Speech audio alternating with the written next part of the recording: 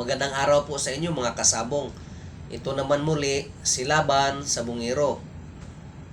Ang ating tatalakayin ngayon ay ang katanungan po ng ating kasamang magsasabong. Ito po yung tanong niya. Sir Laban sa Bungiro, may binili ako na manok, no?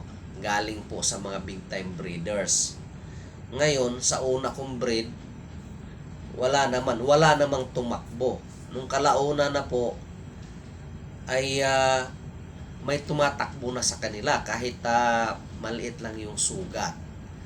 So yan po ang tanong ng ating kasamang magsasabong. So sir, ito po yung sagot ko sa iyo, no? So unahin muna natin yung tanong mo, yung manok mo inbred. So ito po yung inbred na sinasabi. Ano ang ibig sabihin po ng inbred? Ito po sir, no? Ito po ay pagpaparis-paris po ng iisang pamilya lamang or iisang bloodlines lang. Ito po yung brother to sister matings or back to father or back to mother. Yan po yon, no? Yan po yung sinasabing inbred po. Ano naman ang kagandahan sa inbred? Well, of course, no? Pag inbred yung manok mo, nagkakaroon ka ng hybridization. Hybrid yung manok mo or puro. Ayan. Maganda yan sa pangmaterialis. Ayan po. Yan ang kagandahan ng inbred. I-cross mo yan sa ibang linyada, no? Para makagawa ka ng warriors or panlaban mo. Yan po ang kagandahan. Pag na-cross mo yan, yan po ang panglaban na. Ayan. So, ano naman ang hindi maganda sa inbred? Well, mga kasabong, kung kayo po ay wala pang alam, lalong-lalo na sa mga baguhan dyan, di bale, sa mga magagaling dyan, pag inbred po yung manok mo, nagkakaroon na po yan ng system failure. Pag sinabi nating system failure, ito po yung lumalabas sa kanila yung abnormalism. Ayan, abnormalism, no? So, lalabas yung mga pandak, lalabas yung mga piki, lalabas yung mga buktot, no? Yung mga hindi ka nais-nais tingnan sa manok. Diyan po lumalabas kasi po ang inbred po ay mayroon ng abnormalism yan. System failure ang tawag niya. So, hindi po maganda ilaban ang puro normally. Ayun.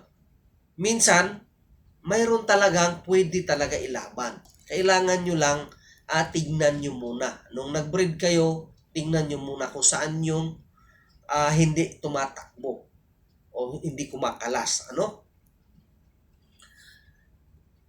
Unang dahilan, pag ang sobrang inbred po ng ating manok pansabong ay nagde-develop po yan ng hypersensitivity.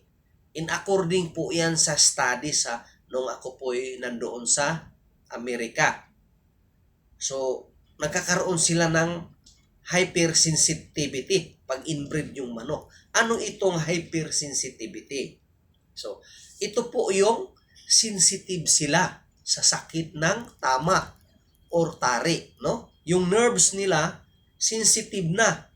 Kahit hindi kaunting sugat lang, nararamdaman nila yan. Dahil hypersensitivity na po ang mga inbred. Ayan po. Mga kasabong normal po sa manok yan, no? Na ang manok po, wala pong well-defined na nervous system po yan. Kahit gaano kalalim ang sugat niyan, kahit masugat yan ng napakalalim, putol-putol yung mga ugat, mababalda na lang, minsan gumagapang na lang yung manok, nandyan pa rin sa laban kasi walang well-defined na nervous system ang ating manok pansabong. Maliban na lang po kung naglulugon ang manok natin or inbred. Pag naglugon po ang manok natin, tatakbo talaga yan sigurado. Bakit? Kasi po, ang nerves sa ating manok ay nakakunik po yan sa ilalim po ng balat. Na yung may mga balahibo, sa ilalim, yung may feather follicles, yun po. Ayan. Tandaan nyo mga kasabong, na pag naglugon ang manok ninyo, hypersensitivity. No? Sensitivity. Ayan. So, huwag kayong maglaban pagka nagmumolk. Mas lalong-lalo na kung inbreed po ang manok. Ayan po.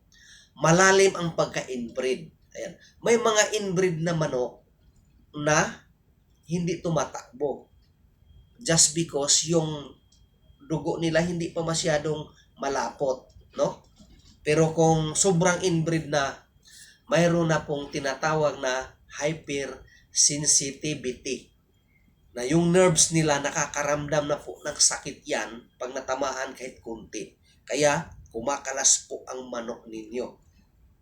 Again mga kasabong ha, to recap po mga kasabong, yung inbreed po natin, hindi po magandang ilaban pag sobra sa inbreed.